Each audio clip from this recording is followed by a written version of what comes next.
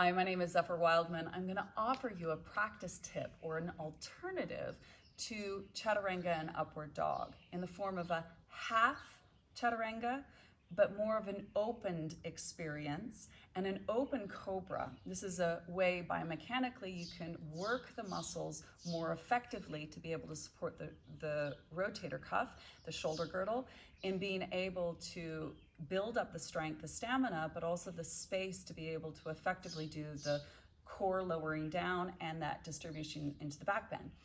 Vinyasa of Chaturanga and upward dog was very efficient just to kind of get you through the different kramas from an asymmetrical, symmetrical pose, another asymmetrical pose, and it was quick. But it's not actually really healthy for our shoulders. As most people have started to see is that in the yoga community, we're getting a lot of rotator cuff injuries.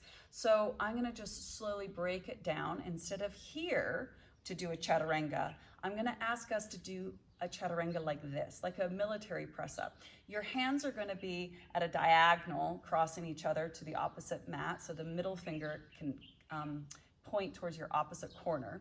But your hands are going to be like so, and you're going to pull your hands apart, squeezing the shoulder blades, and effectively opening the chest. Your pec muscle attaches to the humerus bone, crosses, and attaches to the breastbone. So when you're using your pec muscle to lower and press, you're effectively working the pec muscle efficiently.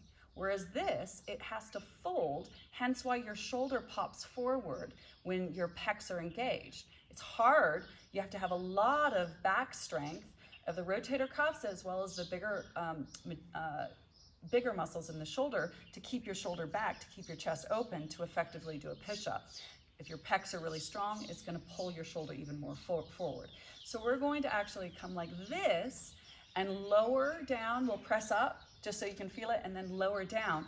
And then we're going to transfer it to an open Cobra. The same experience is noticing this plane through the collarbone and shoulders versus this. The tendency is when our elbows are bent like this, the head of the humerus bone pops forward because the pec is trying to stabilize and it pulls it forward. Versus here, we can draw the head of the arm bone back, feel that shoulder blade press against the back of the rib cage and distribute that back bend more effectively. So we're gonna try. So what we're gonna be doing is you can come into a down dog and you're gonna shift forward into plank, bend the knees, and you can lift the feet off the floor so you're on the tops of the condyles, bypassing the kneecap. Turn your hands out so half of the hand is off the mat, half of it's on.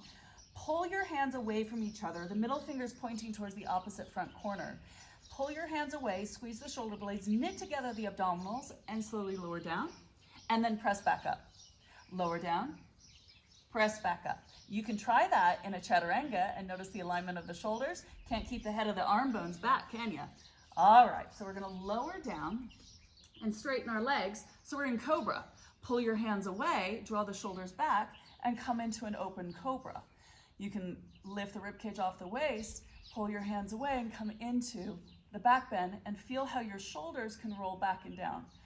Versus hands beside your rib cage come up, and notice how you get stuck. Your shoulders stay forward, and there's a really strong degree of bend and transition through the thoracic and cervical.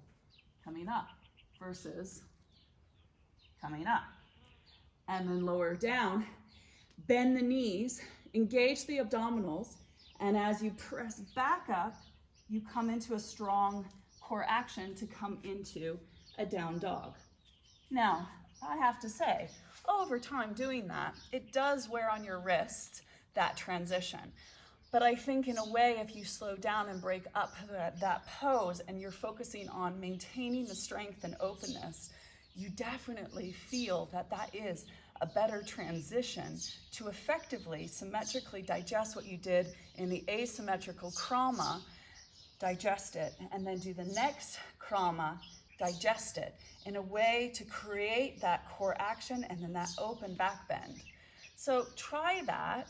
Let me know how you get on if you have any questions, and I really hope to share some more with you soon.